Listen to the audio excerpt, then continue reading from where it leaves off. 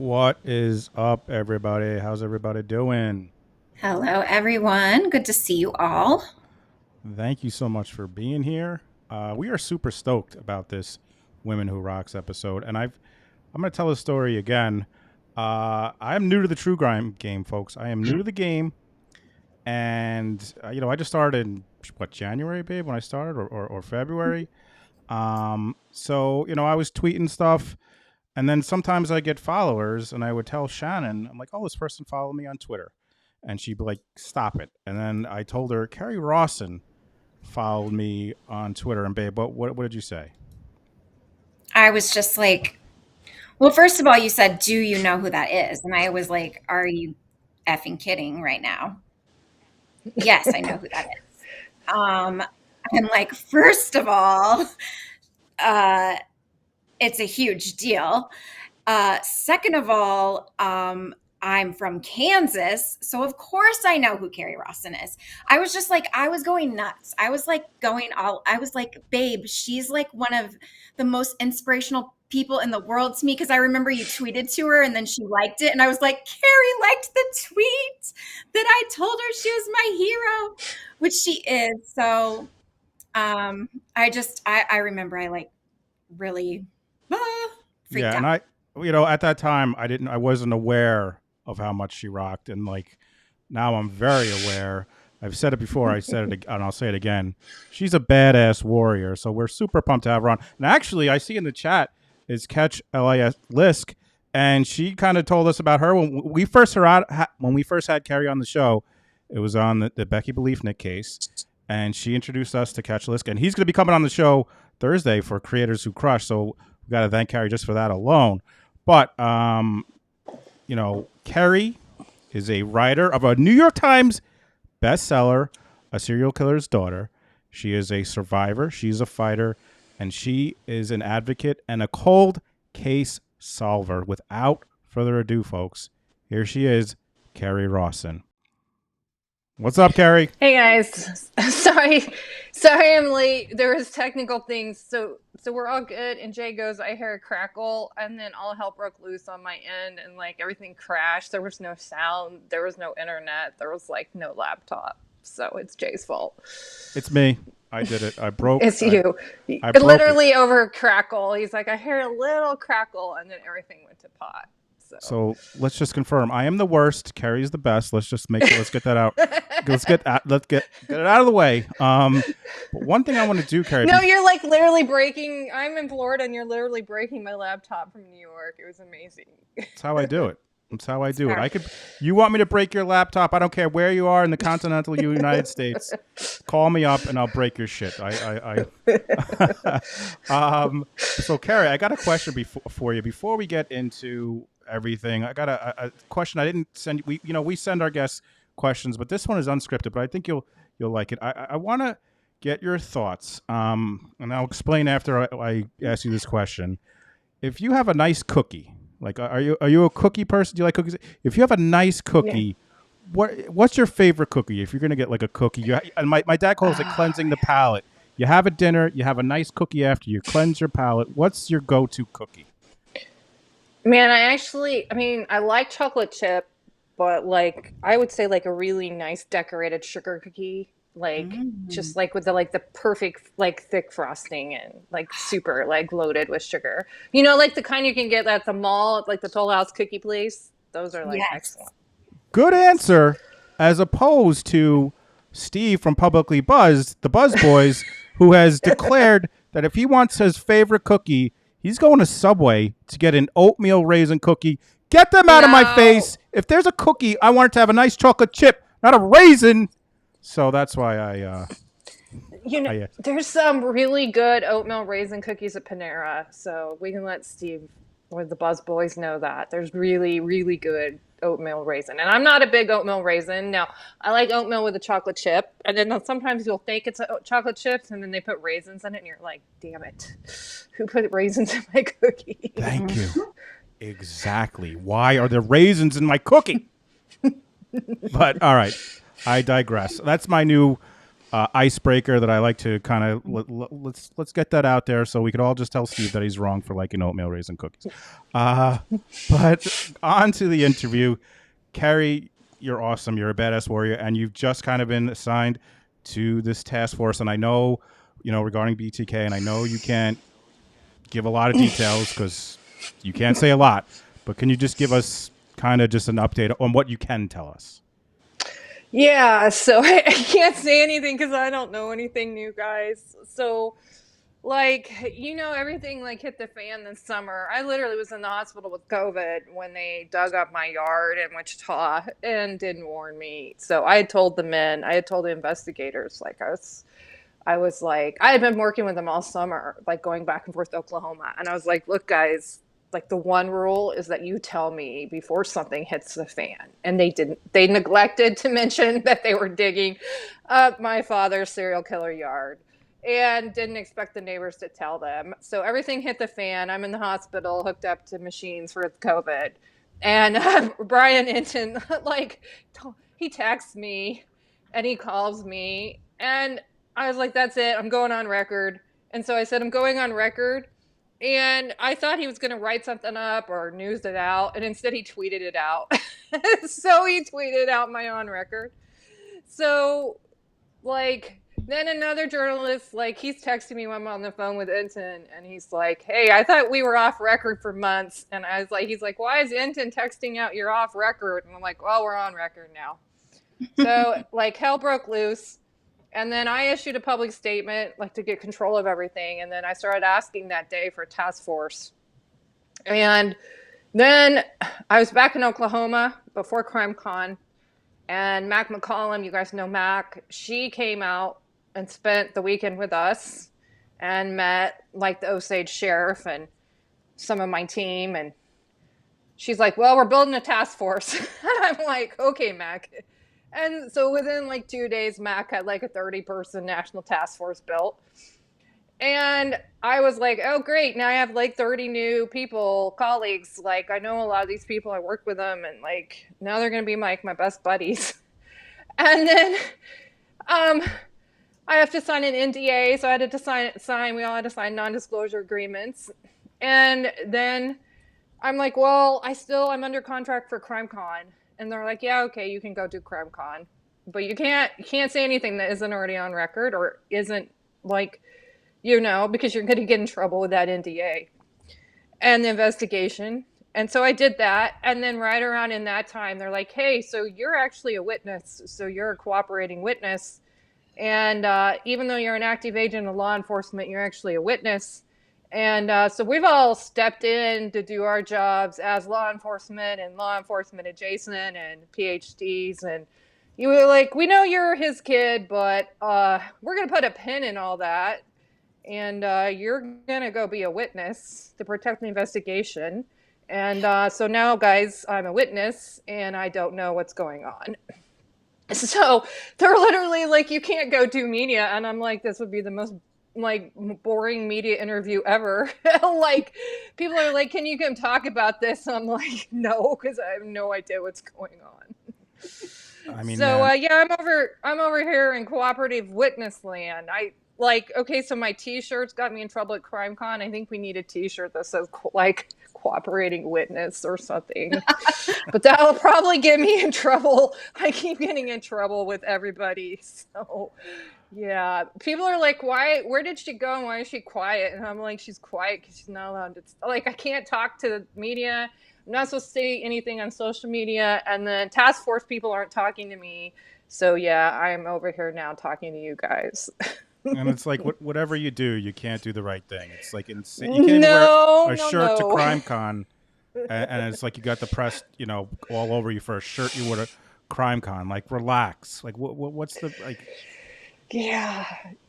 I came up with those shirts. I debated them. Okay, so the first day was to have some situational awareness, and that one went over really well. I actually wore that all day on the floor. I didn't do anything on stage with shirts. I weighed that and I asked a bunch of people and they're like, no, let's draw the line with no shirts on stage. Thank God, because that would have been really insane news. And then the next day, I only really wore those shirts for a short time because I had to go do other things. I literally was changing clothes like 3 or 4 times on Saturday and Sunday for everything I was doing. And I was like, okay, this is just kind of a fun way to poke back at trolls. You know, the second shirt was talking about being a serial killer kid. And then the third shirt was prison orange and said, like, I bite and, like, don't touch, like, no touching. But I kind of did it to poke back at the trolls on Twitter, and that's where I posted it. And I thought, okay, it's just going to stay here and in the fun, like, on the floor con atmosphere. And instead, by like Monday, I was like international headlines in the United Kingdom about my shirts. And I was like, okay, that was my bad. Like, I went a little bit maybe too far. I don't know. I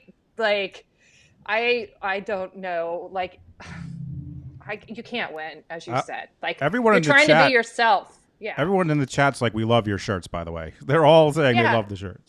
Yeah, that's what I felt like. And I felt like Twitter was the right environment and the con floor was the right environment and the big exhibition hall with everybody like doing blood splatter stuff and like solving crimes and just meeting and like taking photos with like a cardboard Brian Inton. Like, it felt like the right environment on the floor. I don't know. You're not going to win. And I guess I should realize as like his kid, like, I'm really still under the microscope, but I feel like I should be able to be myself. Like, it sucks. I feel like other people get to be themselves. And when I try to be myself, like, maybe I take it a little bit too far, but I don't know. No. Maybe I'm going to get a shirt for the next con that says the shirt is going to make headlines. That's all it's going to say. You're not too much, so don't think that, or no. Don't believe that. You know, all the folks in here, and we all love you, so don't think that. But go ahead, but babe, I think that kind of led to one of your questions, if you wanted to, just about dealing with, you know. Yeah, I mean, you first get into the national headlines and international headlines right when social media starts up, a little bit after that. And I have, you know, just from what you've posted, but I've seen awful things posted about you. I have listened to awful videos that accuse you of things that you didn't do. And I don't know how you are so good at continuing to keep on going and you insulate your heart from all of that. And if you have any tips for us, I would love to know how you do that, because it's amazing. Well, some of it you have to remember is, I mean, I'm 45 years old. I was raised by this really interesting, hard person at times. So in some ways, like, my dad toughened me pretty much.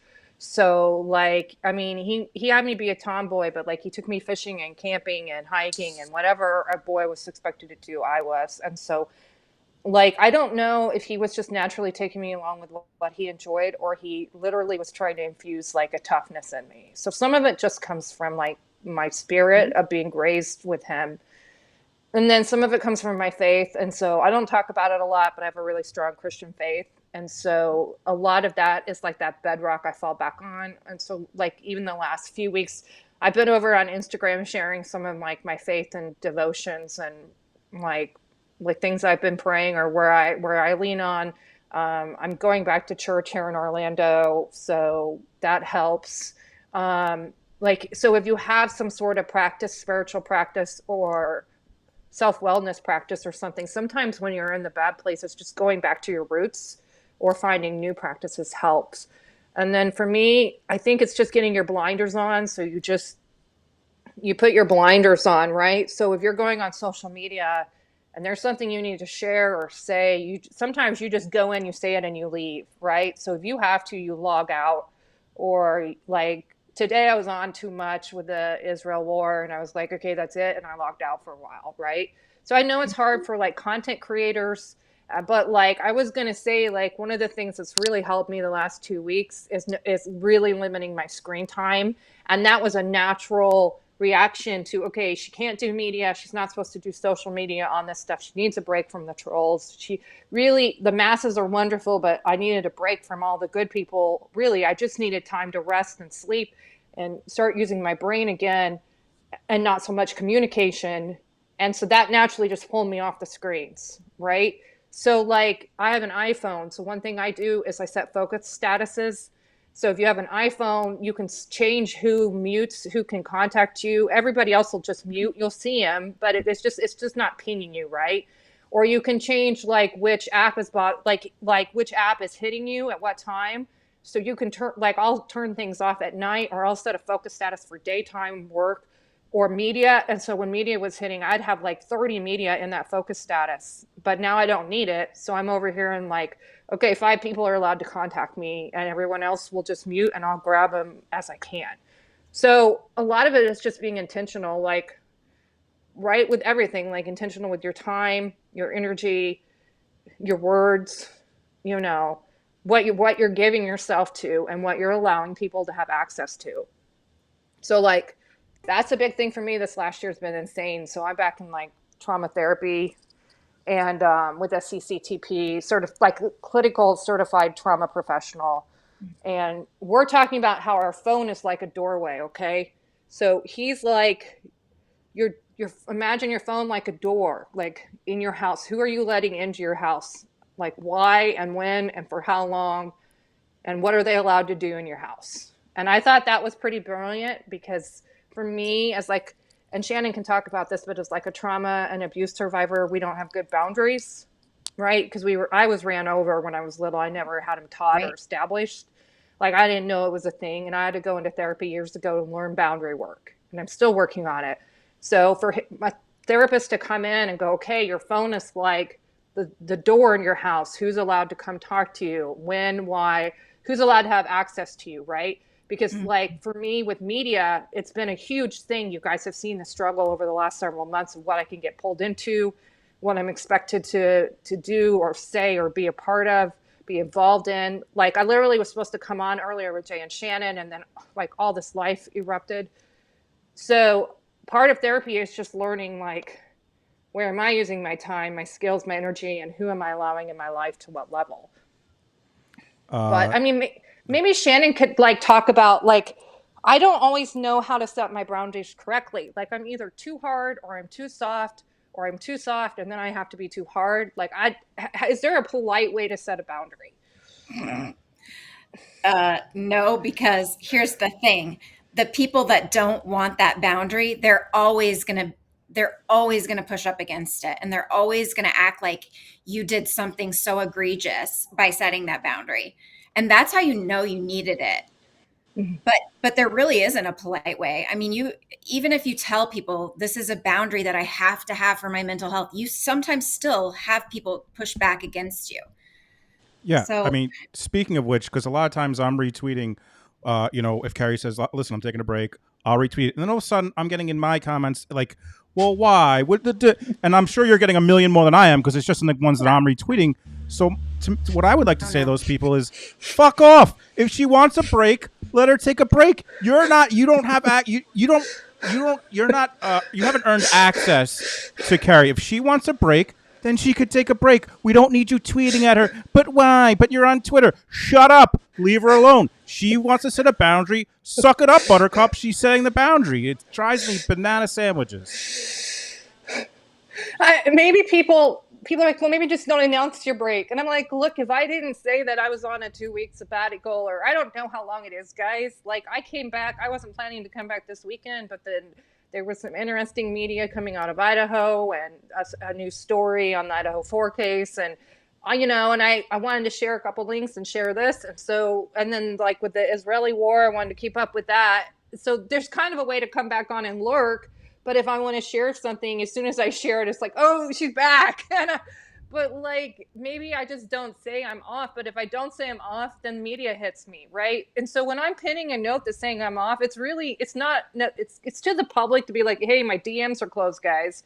Because I don't have the ability to full shut my DMs. I literally unfollowed 2,000 people. So I probably unfollowed a bunch of people that are sitting here listening that support you guys and support me. It's not personal. Like, It's because I can't close those DMs completely. It's a flaw in Twitter. Okay. So the reality is like it's a boundary that I have the right to set to close that DM, and I can't do it if I'm following everybody, it's there's no way to shut them off. So, and I'm one of those people that feels like I've got to read everything. I want to respond, and it's just not my reality. Like what happens is like, I go, and I don't do it in a balanced way, or I don't sleep enough. I don't eat correctly.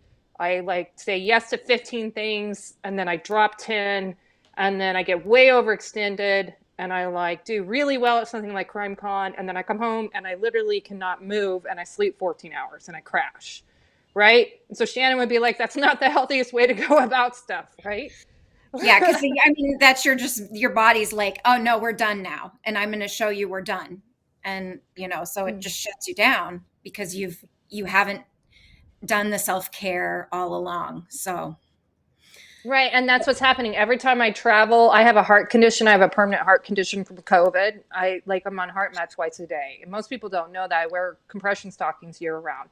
So when I travel, like it's always been for work over the last several months, and I'll go, and it's like you're giving out of that bucket, right? Constantly giving, and my body will keep up. And then it's basically as soon as I land, it's like, okay, you're in Orlando, and I'm like, wait, I need you to get me home, but I'm exhausted. Like I land in Orlando, and my body just like crashes.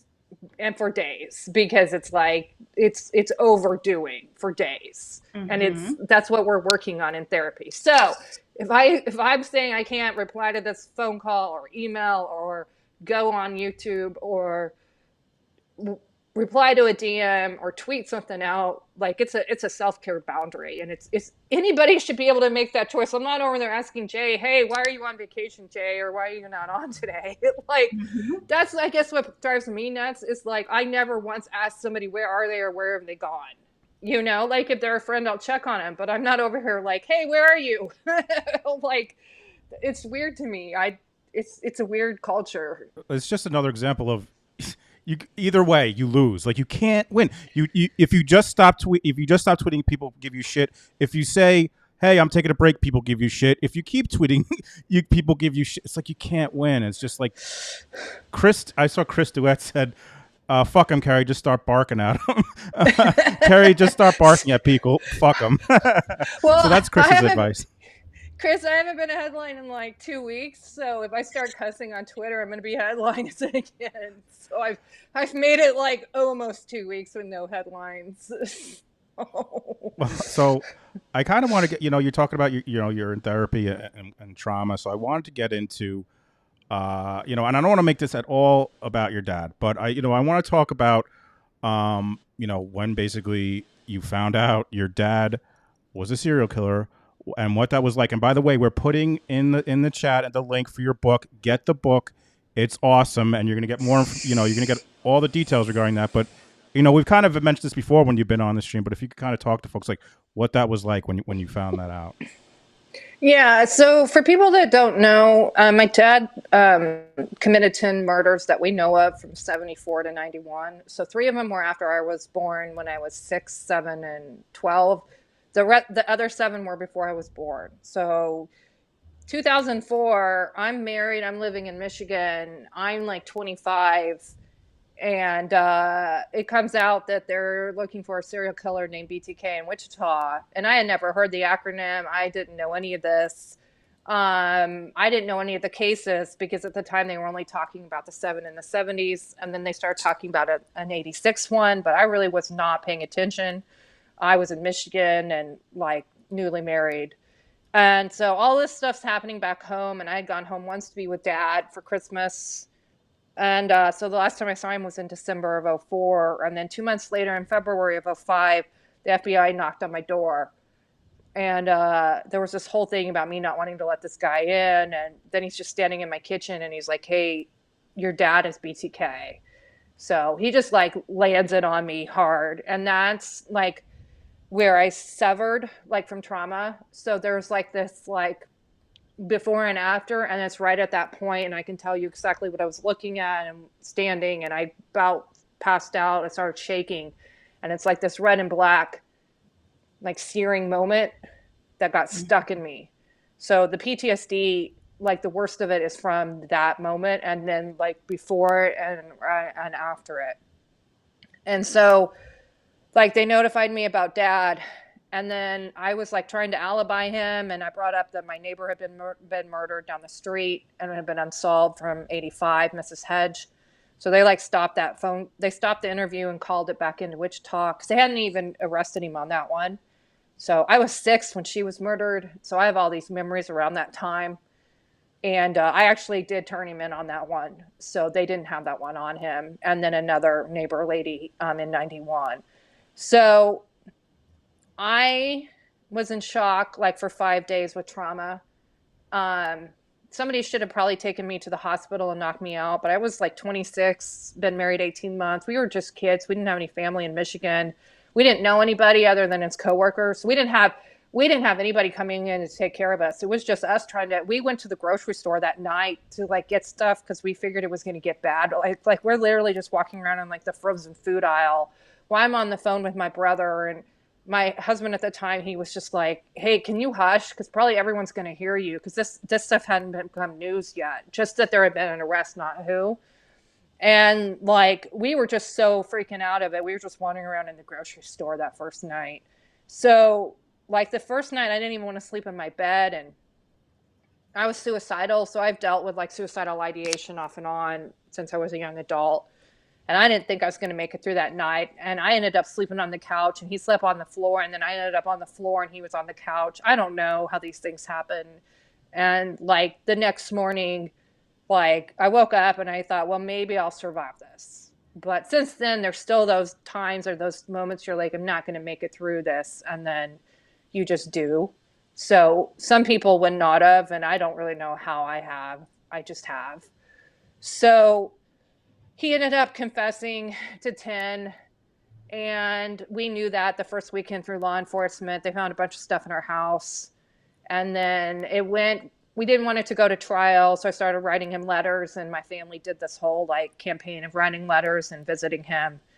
And he took the guilty plea in June of 2005, and then was sentenced a couple months later to like 177 years. So I don't know the math. He's got like 159 years or something left. So after that, then I shut down.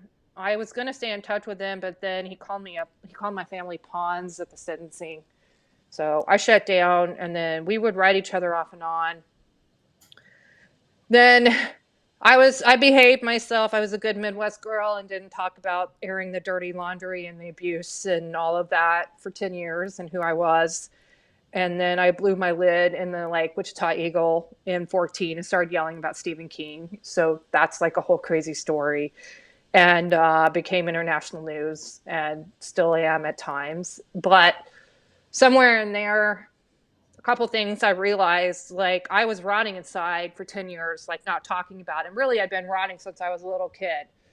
So it started like the emotional abuse and verbal abuse and controlling abuse and physical abuse I had witnessed, and other kinds of abuse I'm not going to talk about yet.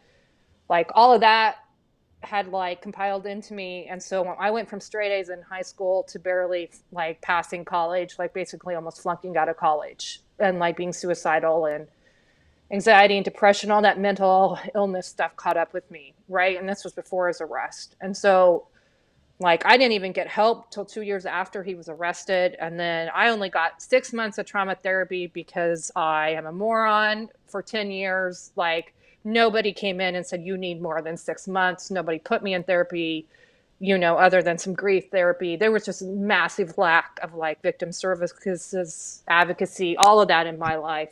Like there was just nothing. So when I started speaking up, then I realized talking was one of like my solutions. Like talking got all of that junk out of me, and it still does. And so it really sucks the last few weeks when everyone's like, she talks too much. She can't talk anymore. And then the other thing I realized was like talking other people, it was helping people, right? And so other victims of crime, other abuse survivors, war veterans, people that needed to forgive somebody, people that had committed a crime or had a criminal in their family, they were all coming to me and they're like, hey, something you're saying is resonating or helping us. And I was like, holy crap. I was like not expecting that. And so that's where my whole life came out of. My career, or whatever you want to call it, how I do life now. It all came from being like an idiot yelling at Stephen King, getting decimated in the media, and then realizing I was helping people, and then just like not giving up. So you were asking like what keeps me going. I just don't give up. Like never give up is my slogan. I have it on like a Morse code bracelet, like right here. So it's Morse code for never give up. And like, I'm just not allowed to give up. Like I'm allowed to like be quiet for a while, or let the dishes pile up, or like, but I'm not allowed to just like not do anything. So one of my pieces of advice is whatever you're going through or dealing with, it's okay to like take that stopgap and process for a while, but maybe do something while you're doing it. So right now I've been like coloring at night. Like, so like this last year has been so insane. I wasn't even watching TV at night. I wasn't even allowing myself to take those kind of breaks that we all need. And so the last 2 weeks, one of my new rules is, okay, it's okay to watch TV at night. So like if I'm watching Bachelor in Paradise, which I really like, I'll color now because it helps like with the anxiety. And like I have anxiety, so like I'm fidgeting with like anxiety rings as I'm talking. Mm-hmm. Are you watching the new Love is Blind? No, I haven't watched any of those. I need to. I'm a big Bachelor person. Are you watching the Golden Bachelor? Yes. Are you guys watching the Golden Bachelor? I think Shannon. I just started, and I'm already like, he's the sweetest little thing. I love him. You know what? Right now I like the women better than him. I will adjust to him. There's just something really wonderful about these women. And then it's killing me. I'm crying every time one of them talks about losing their spouse of 40 years. And then I'm like, oh God, he's not going to pick you and your heart's going to be broken. It's so hard watching these older women with their hearts broke. It's like not that bad to watch the 20-year-olds have their hearts broke, but like the 70-year-olds. But I've been watching Bachelor in Paradise, and then I go to Golden Bachelor, and it's so jarring. Yes. You know, I think what they should have done with Golden Bachelor, I think they should have just gotten like 20 Bachelor men and 20 Bachelor women and done an island and skipped this whole heartbreak thing, right? Yes. Yeah, so everyone has a happy ending because they don't have much time left. Just let them all find each other and be happy. Yes. I like that idea. Let's pitch it. Let's do it. Babe, go ahead. I know you got a question. Well, to go back to kind of what you were saying before, when you said, I just don't give up, but basically like at the moment before you yell at Stephen King, like what was it? Because, you know, there are other very prolific killers, that we, you know, have uncovered that they have a child. They are not in the media. We don't even know their names. They maybe change their names. They move away. And nobody blames them for that. That's perfectly fine. That's their boundary. But what is it in you that you're like, I'm going to help people? And that you actually had to like make yourself so vulnerable to the criticism to help people. So before you do that, where you yell at Stephen King, what is it? What is it in you that you're like, you know what? I'm going to talk about this. Yeah, I was already helping people since I was little. I was like, well, I was a born communicator. I was that kid always getting in trouble in school for talking. Like she's got good grades, but she's got 3 checks on her grade card for talking, right? Like my kids never came home with those kind of grade cards, but we did. Our age was like, she talks too much. Her name's on the board. She's always talking. So I've always been like this communicator, and then I've always wanted to help people. I was a teacher for a while. I was going to be a veterinarian. I had been in like a camp counselor out in Colorado in college. So I just really like helping. And like the thing is, if you go back and you look, like I have night terrors still. And when I was a little kid, around the time of the Mrs. Hedges murder, when I was 6, I was screaming in my sleep, and my mom would come over and check on me. And I was like, there's a bad man in my house. So I was reporting him for years in my house and nothing. Like I was just reporting a bad man. And like as a little kid, like when you're abused and stuff, like you don't necessarily give it the name, right? So Wow. I had been trying since I was like able to talk and walk to report him, and like nobody listened to me, right? Or didn't know, like I never got help for any of the screaming at night. I never got any services. There really wasn't a lot for our age. Like even I have some learning disabilities, and there was like nothing for my age that there are for kids now, thankfully. And so I had just sort of pulled myself through everything. And like a lot of helping people now are being on the task force or offering my help to Osage or anybody that needs help, like with my father, especially, or guys like my father, is that's that wanting to help. And so like in '05, when they came in, they only spent like an hour or two with me that first day and a couple hours on, like just a few minutes really on the phone that first weekend. Then they left. So like the active FBI has still never spoken to me, right? Like it's insane to me that they haven't been over here picking my brain and accessing my information, right? Yeah. So some of my yelling now comes at them. Like retired FBI will talk to me, but the active don't. So for like now, all of this comes out of wanting to help, just that little girl that knows these things about her father and is still trying to help. But like in a broader sense, it was like realizing I wasn't alone, and that I needed me. I needed me in '05. I needed Right. me in 1985. I needed somebody like me, right? And so like when you're seeing Rex Heuermann get arrested, you know, Asa and her family they made me need somebody like me in their corner, right? I'm not trying to put myself upon anything or make something of myself out of these other stories. I'm just saying somebody's got to go do it. Nobody else is doing it, or there's only a few of us. I can only name a couple of us that do what I do.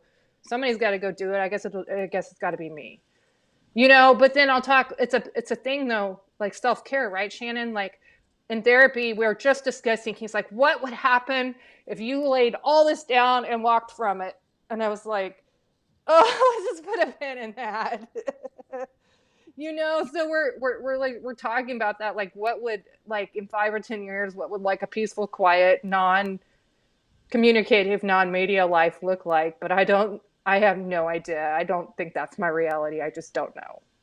Well, I I mean, have that right. I have that right and boundary to go, okay, I'm done. I'm going to be in the Yep. mountains.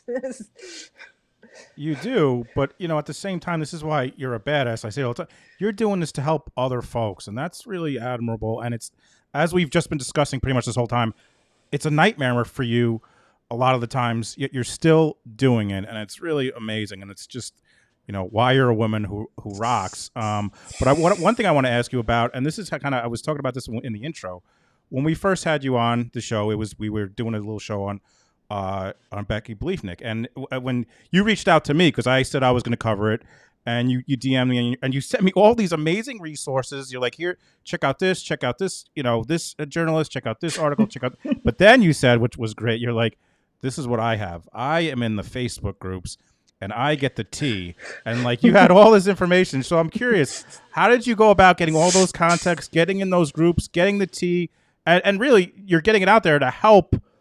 People to like, you can go here to get the real scoop, or you can go here to get the information you want to know. How did you get started doing that? Kind of like a lot of things, I just stumble into stuff, but I think it's using your skills, right? So that's like a key point, no matter what your skills are. Like I have communication skills, and then I like being in the thick of things. I kind of like being a communication hub. And so when the Koberger stuff broke, and then Dad with Dr. Ramsland and Koberger being studying under, everything just blew up.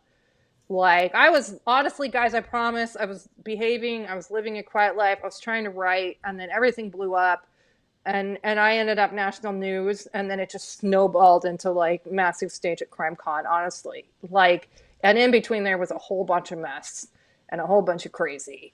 But somewhere in there, like with like Becky's case, I was building media contacts, right? Because I was having to do news, and so I would save those contacts, and then I was going and looking at their work and going, okay, over here at this outlet, like Fox News Digital, their crime team's really great. They have a small core crime team, and they'll actually work with you on stuff.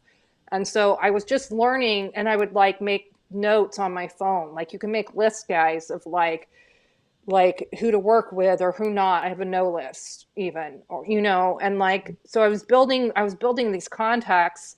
And then with like Becky, a lot of the Facebook tea is just from lurking in those groups. Like I never post really anything, but you can just go into any of those missing groups.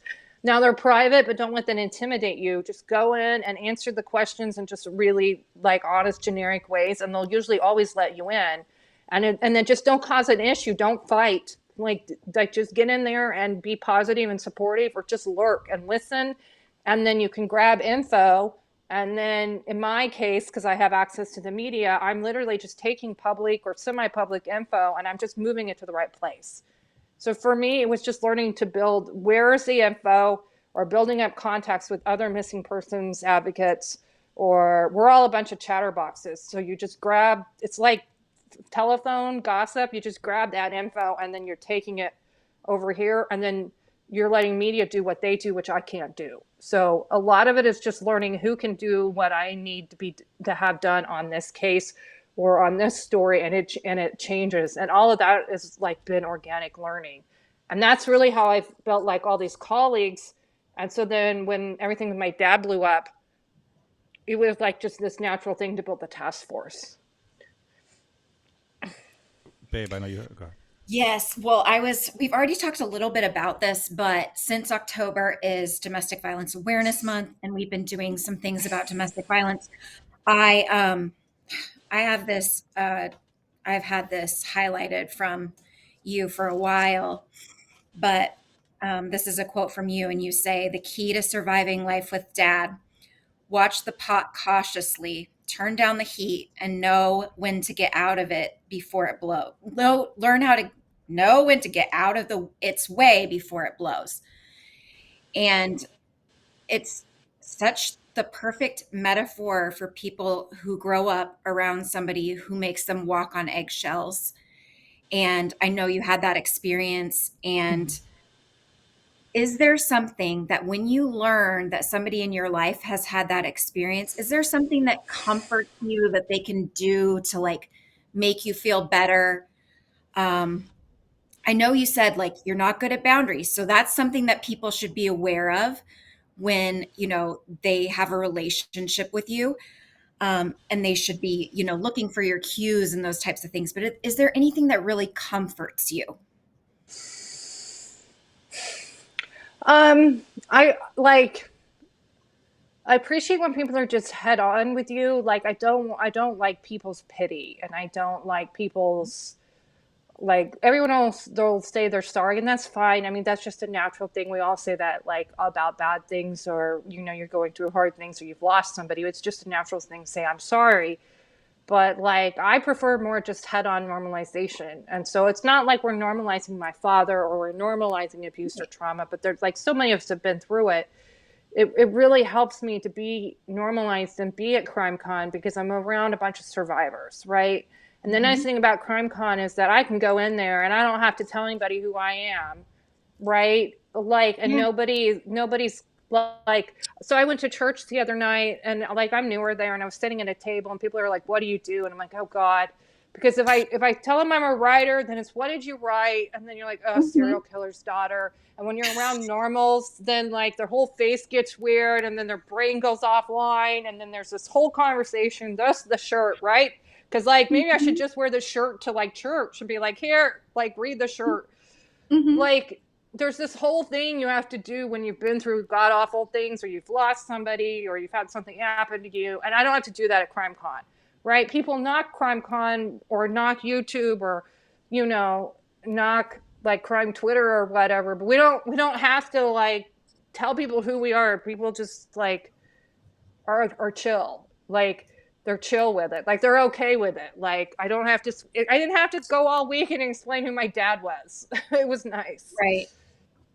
Well, speaking of, I want to make sure that Shannon made this right before.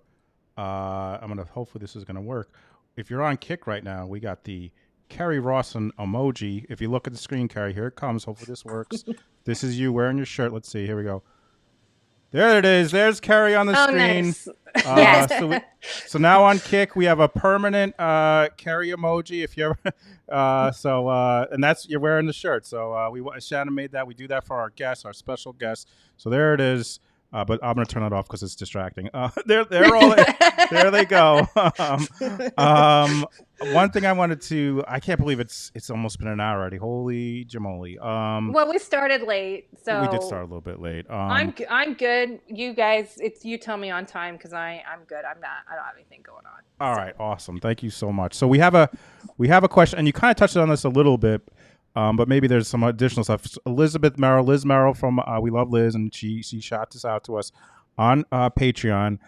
Can you ask Kerri what she likes to do to relax / have fun? I know she has to deal with a lot of tough stuff from media and other people. So hoping she gets to do some self-care sometimes. So we talked about The Bachelor. Anything else? Any other things that you do like for self-care to relax? Man, I'm actually asking myself that because my whole life has been upended between divorce and pandemic and I used to be with my family all the time and we used to travel and stuff, and then there was this whole really fun at Disney for a while and all that's gone now. So I'm still trying to figure out, okay, what do I like doing now in the post-pandemic age? So, I like going to the beach. I like taking the kids to the beach. The coast is only less than an hour from here, and so that's a chill, easy, fun day. When I went back to Oklahoma, the second time I drove, so that was my first time ever driving a long distance by myself. And I actually really enjoyed that independence. And I was driving late at night, freaking out law enforcement. And they're like, please stop telling us that you're on the road this late in the South in the dark. And I was like, that's me just kind of pushing the edges of what being independent and how independent can I be before it's somebody reels me in. So that was fun, driving the back roads at night, blasting music. I don't know really. I need to figure out myself what do I like to do. I used to love camping and fishing and all that with my dad, but I lost all of it. That's trauma takes all that stuff from you. It can. Yeah. So trauma imploded my family, my larger extended family. It imploded. It takes everything from you. So where I was supposed to be hiking and camping with my husband at the time or fishing, I lost all that. I've only gone fishing once in 18 years and it was so hard. And this was back in 15. I ended up just giving away my pole and tackle box and everything. Or so I probably need some fishing and camping therapy, because it's not the easiest thing for me to go do. I might be able to do it now. I actually need to write that down and take it to my therapist to be okay, Kerri doesn't know how to have any free time anymore or how to go back and get our life back in those ways. Yeah. And I know you mentioned coloring before. Just to let you know, you are always you are a honorary beau in our Discord. This Friday we're doing a little paint and sip. Where Art with Viv is going to do a little painting. So if you want to join with us with that, we'd love to have you. But babe, go ahead. I feel like you had something that you or no. No, I was just thinking that goes along with everything you've been saying, that, not having boundaries also can be, or being having really authoritative parents can often cause you to not really know what you like, because you're always yes, yes, yes, I'll do that. Yes, I'll do that. And you're always the people pleaser. And so, now you have this chance to find out exactly what you like. And so that's just what I thought from that. I was like, that's interesting, because I was just thinking the other night about Runaway Bride, where she doesn't know what kind of eggs she likes because she's choosing, right? Because she's trying to people please all these men. And so whatever egg they like the best, she likes. And I was just thinking about that the other night. Someone said, what kind of eggs do you like? And I was trying to figure out my answer, right? And I think that's a good point. I hadn't really thought about that a lot of the stuff that I ended up really enjoying doing was stuff because I went along. My dad took me along, but I did really enjoy that with him. It's just like that. Right. It's so all like dark and marred now from him. It's hard to like separate out those memories and go do that stuff without thinking like of that stuff. But that's a good point, that a lot of times I didn't have any choice. I wasn't given a choice, right? It's like, put your book down and come eat at the table, or go to bed, or you can't read this, or, like my mom had very strict boundaries in some ways, or my dad did in other ways. But then at other times my dad was like, no boundaries. Like, hey, you can watch those scary movies when you're little and read Stephen King when you're little, and so some of that like free spirit of mine, again, it comes from him. And there's nothing wrong with that. Like, that's what's kept me alive. It's just like, when you're a survivor like me, everything is just like interconnected with him. It's like hard to like, and then you get trolled on Twitter where people are like, you're nothing without your dad. And I'm like, oh, that's lovely, guys. Like, like the bullies, they know, like, literally just boom, right to hit you somehow. Like they have some ability. It's like the kids at school when you were little, they know exactly where to hit you. And you're like, yeah, okay, I'm done with that for a while. Chris says Waffle House with him is a good way for you to, I think, to hang out and blow some steam. Yeah, we don't live too far from each other, and we had met before I moved here, and then I ended up doing a podcast with him. But we were like, I was at Panera and he was over at his house, and then we started having coffee occasionally, and then we've done Waffle House. And the great thing about Chris is that, like, he used to talk with my dad in letters. And so, like, it really pisses my dad off that, like, I hang out with Chris. Like, I hang out with the guy with the tats on his face. So, like, it really pisses my dad off. So, like, that alone is worth hanging out with Chris, just to, like, it's a double bonus. Yeah, it's like a double bonus, like, to tick my father off. Literally, I was on a podcast with Chris, like, in 21, and somebody called my dad to let him know they had seen me on Chris's podcast, and then all hell broke loose. So yeah, like there's like it's like I get to hang out with like the bad guy that my dad doesn't like. My dad, he's such a dad. He's like I don't like those people, or he's like, I didn't like who you were dating at college. And I'm like, dude, do you know what you've done? Like, right. He's like the most dad ever, and like so rigid. Like, when I was like dating Darian at the time, like, we went on one camping trip, and like he wouldn't let me be in the tent with him, like, even during the day. And like Darian's like, nope, that's it, I'm done with your dad. And he never went camping with us again. He's like, your dad is so annoying. And like, this was before he was arrested. But like, make it make sense, people. Like, make it make sense for somebody that's like that's done these god awful things to be so like rigid and controlling of like who his daughter is allowed to hang out with. And by the way, Chris, we love Chris. He's so kind and like genuine. So I'm so glad that like you guys are close and can hang like that, because we love Chris.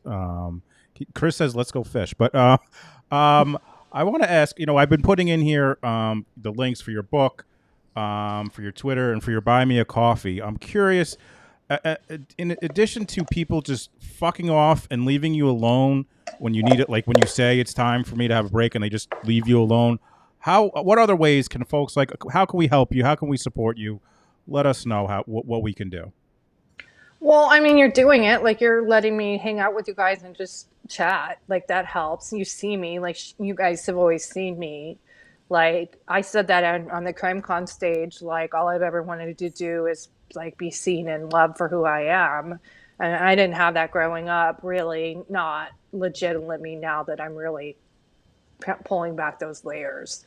So, like, it's just nice to be seen and loved and supported. And I feel that here in this community, and with the Buzz Boys and Chris and most of the crime world, like, majority of it is extremely supportive, and I get really pissed at people that knock us. So, like, just, I think most people just doing what they're doing. And like, no, I don't drink a ton of coffee. That money actually helps keep a roof over my head right now. I'm waiting on a contract to come in. So like that, like people are like, get a job. I'm like, well, I have like 2 jobs at least. Like, it's just the reality of somebody like me that's a writer and other sorts of like content creation, long form creation. Like, you're waiting, like you might have signed something, but you're waiting a long time for that contract to pay. So like, and every, like when I'm in Oklahoma or doing research or whatever here, CrimeCon, I wasn't like, that's, none of that's paid. So like, that's like CrimeCon like doesn't pay somebody like me. They'll cover your hotel. Like, people were knocking me about it, and I'm like, yeah, my hotel is covered, but like my time there isn't, or the time I'm putting into being in there. So that's just where that comes from. If anybody, I don't think anybody in this community has ever asked, but that's just like where that comes from, to support like my volunteer time. I don't know. I think just listening is good. And I really appreciate everyone's been really respectful as I've closed up my DMs or said, hey, can we send tips over here? I'm not running into any problems right now with DMs or anything. So everyone's being super respectful. I don't know how to address, like, and maybe Shannon can help, or Jay, but I don't know how to address, like, when you're higher profile, like somebody like me, like everybody comes to you, right? Like everybody comes to you, and like, I don't know how to address, hey, I'm one person, right? Like, I'm not a therapist, I'm not a detective, I'm not all these things that people are coming to me for. And like, they see you and they want to talk to you, and that's great, but it's not anything bad, it's just a lot. And I don't know how to address that, Shannon. Well, I was going to say, I'll let Shannon answer, but for me, and I'm not near the presence you are with the amount of folks that are coming at you, but like I have a little bit, and I don't do good at it, because I think I'm similar to you. I really try to get back to people. I try to interact with people. But like, especially since I'm on, Twitter, YouTube, TikTok, Instagram, I'm on all that stuff, and I get messages in all of them, and like it gets overwhelming. I am not doing good with it. I'm gonna say it. I suck at it. I'm no good. Yeah. Shannon tries to help me with it, but like I feel like, and especially when it's folks that have been, you support you. You want to be there, but like at a certain point, sometimes you gotta be like, I got to take a step back, and it's not personal, but sometimes people take it personal. So I don't know, babe. Me and Kerri both want to know, because I suck at it. And what do you think, babe? I mean, that's just in content creation. One of the most important things is setting boundaries to how accessible you are, because people start to feel like they know you and they have a relationship with you. And so then they have expectations of you because they think that they have a relationship with you. And you may have, just only tweeted or been on Instagram. You don't even have, a relationship with them whatsoever.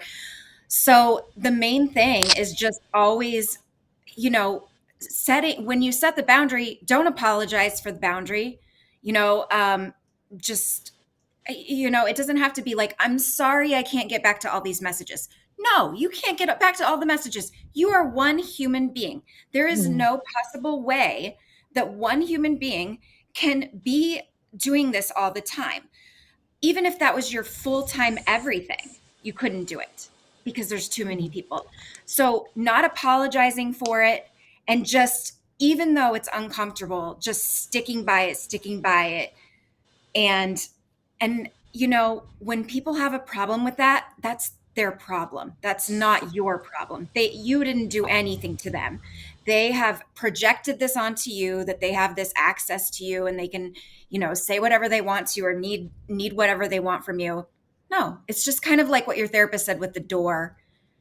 But it's access to, like, your being is what they're trying to get. And it's like they're picking away little parts of your being. And do they mean to be doing that in a malicious way? No, of course not. No. But you're one person, just like you said, and you're not all those things. And nobody can be all of those things. Yeah, that's a really good point. We're human, and so sometimes we do make mistakes. And I know with me, what happens is either I I'm too loose with something, or I'm like, as a trauma survivor, abuse survivor, everything I've gone through, like some days I'm fine, right? Some days I'm good to go. I can go do media. I can respond. I can stay on top of email. I feel like communicating and giving more. And so sometimes with that boundary, you maybe on a day are more open to having more communication with somebody. Unfortunately, what happens is sometimes if they're not very close to you, they don't understand that you're not always like that, right? Or they don't understand on that day you might be having a bad day, or you're not always like somebody got upset with me and I was like, I don't remember. I'm sorry. I'm human. I don't remember what I said to you 6 weeks ago or 6 months ago. It's like my life is completely altered, and whatever I said 6 months ago is not today, and it's weird to be so public and everybody expects you to be a certain way. We call it being on. Like, it's like you're supposed to be on all the time. Yeah. Right? Like, so when you're at CrimeCon, you're on from the moment you step out of your hotel room until you go back to your room. And like, it's not a bad a lot. It's just a lot. Right. And and I think exactly what Shannon was saying, Jay, you almost have to be a hard ass. But what happens is sometimes I'm too soft and then I become too hard, but there's like that balance in the middle. But sometimes it's almost like Kerri's just going to be a hard ass now because that's what she has to do for her own sanity, and so that she can have the energy to say, come on here, or go do the work she needs to do. It's kind of like a mentality you were talking about. How do you survive everything? It's almost like mentality of being a hard ass, of like, fuck you. I'm moving forward now, right? Like, F all this. It's me moving forward. Hard ass, and dare I say badass. I say it every time because you are a badass warrior. But speaking of CrimeCon, are you planning on going to Nashville? Because we may not get a booth, but we're going to be there as, we're going to be there. So I'm curious, are you going to go? I probably will. I'm so goofy. Like, I who know? Like, I assume I will. Like, I don't know. Like, even if I just come to hang out, I'm sure someone's gonna ask me to like talk about something, or something god awful is gonna happen between now and May, and they're gonna be like, "Can you come talk about that?" But yeah, no, I assume I'm gonna be there, and I think you guys really should. You'll love it, and you'll fit in great, no matter what. You don't have to have a booth. You don't have to like buy into all of that. You can just come and hang and network and do like podcasts on the street or whatever kind of stuff. That's a good idea. like pick Bob Mata's brain, and like we all like when we're talking about me advocating, like literally while I was there, I was like meeting with people like the public, but I was also advocating for people like Joel Waldman from Surviving the Survivor, because the poor man didn't know where one of his badges was, and he didn't know where the speaker room was, and he was like lost. And so he's like my brother. And so Joel was like texting me like, when is this party? And I'm like, Joel, I've told you like 10 times. And so like, I literally and then Enton, I was helping him. And so they were like, she's like, CrimeCon's like, we should hire you to like be our like advocate for the speakers. And I'm like, that's fine, I can do that. I can come in and be like the speaker, like mom. And so everybody, like Enton and Joel, they're like, yeah, she's our mom. Like, she comes and like finds us our stuff. And yeah, so I was like the mom of CrimeCon, of like these speakers. It was ridiculous. So I'm always like trying to help people. So yeah, I was on my feet like 15 hours that first day, and some of it was just helping like people like Brian Enton. So, well, if you do go, we're going to be there. Steve's going. I'm not sure about Dan, Steve, Bob. Hopefully we can get Chris to go. And this is what we'll do. We'll get a little booth. We'll have cookies out. Anyone who gets an oatmeal raisin immediately kicked from CrimeCon. They're not allowed there. If you get a chocolate chip, you get something free, and we'll determine, who needs to leave. Babe, don't shake your head at me, babe. Why are you shaking your head at me? Because I feel bad for the oatmeal cookie people. Get the raisins out of my cookies. If I want cookies, I don't need some sort of dried out fruit. Give me some chocolate chips. Maybe we give me a T-shirt that says "I'm here to help," or I'll "Are you lost?" or something. I can get those T-shirts, and we can just put the signage. like a signboard on me and I can walk around and be help. Like that would be hilarious. I feel like you got to get a shirt because I keep thinking about like Allen Iverson when he's like, we're talking about practice. And you need one that's like, we're talking about being a witness, something like that, to just leave you alone. We're talking about this again. Leave me alone. And then the back says, leave me alone. But it doesn't matter. Again, it doesn't matter what you do. You're going to get shit. I mean, that's what the shirt needs to say. It doesn't matter what I say or what I do. I'm going to be your headline. Like, I'm literally making a headline by like saying I'm like literally a headline. Yeah, no, and my reality is shifting so quickly. I don't know what is going to be happening in May. So I love that you're like, what are you doing in May? And I'm like, Jay, I have no idea what. You're like, I don't know what I'm doing tomorrow. Yeah, I don't know what I'm doing in 5 minutes, Jay, but good planning there. I broke your phone. I'm asking you about the future. I'm really fucking this up today. I don't know what to say. Don't ask Kerri about the future. She's gonna yell at you. Babe, did you have anything else? Just to tell you that we love you. And actually, my mom even texted me, Kerri, and she's like, can you please just tell her that she is such an amazing person? And I was like, since now I have this show, Mom, I will deliver your message to Kerri. And if you've seen on Twitter, my mom. Oh, sorry. Go ahead, babe. Yes, and you just have a ton of people that are rooting for you and are thankful for your gift, which is that I don't know what my gift is. You said it, Kerri. You became the person that you needed when you were little. You became the person. And that is like, I have chills because not everybody can do that. Not everybody can find ways to heal others or themselves. And that's what you're doing. And you never give up and you keep going. And you're a bad. Yeah, no, there's moments that are definitely very near giving up, but then I just like, no, stop that, get back up and go do whatever the freak you gotta go do. Right. That's why you are a bad. We just went through this whole thing about how much shit you get, yet you keep going on, and it's to help others.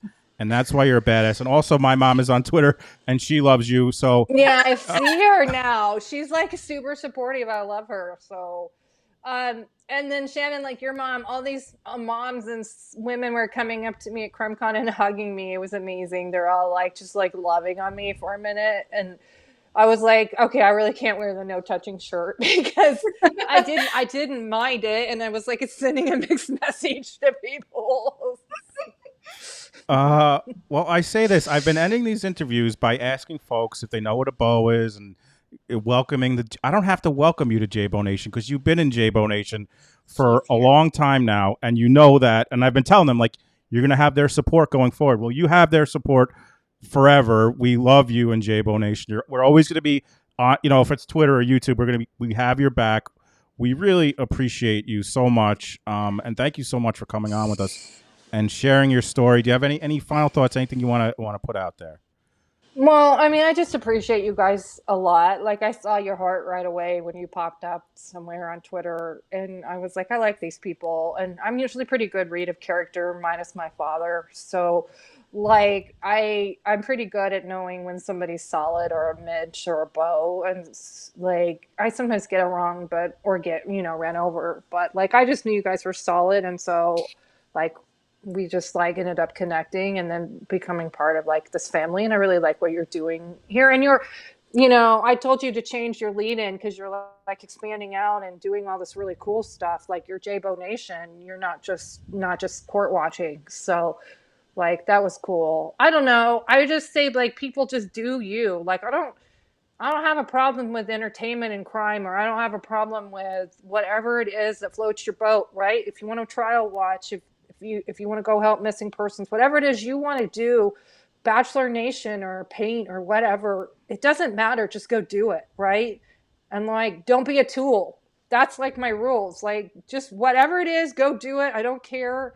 Just don't be a tool in my timeline. Like, you can go be a tool in your timeline. I don't care. Like, that's the other thing. I never go bother you in your timeline. I'm not over there telling you in your timeline not to be a tool. I'm just saying don't do it in my space, right? Be a tool all you want. Just not in my life.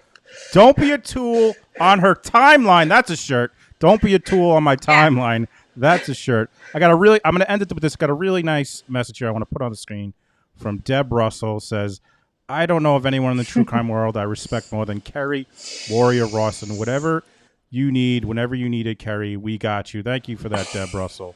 And I think I'll leave it at that. Buy the book. Buy me a coffee. They're all in there. We've been sharing it. Check out the Twitter. Kerri, thank you so much. And I think that's how we're going to have it. Good night, everybody. Night. Thank you for joining us, J-Bo Nation. Please give all of yourselves an ovation. No, it won't be real long until next time. Oh, J-Bo Nation, there's no place we'd rather be. J-Bo Nation is the place to be. J-Bo Nation is the place to be. J-Bo Nation is the place to be. J-Bo Nation is the place to be.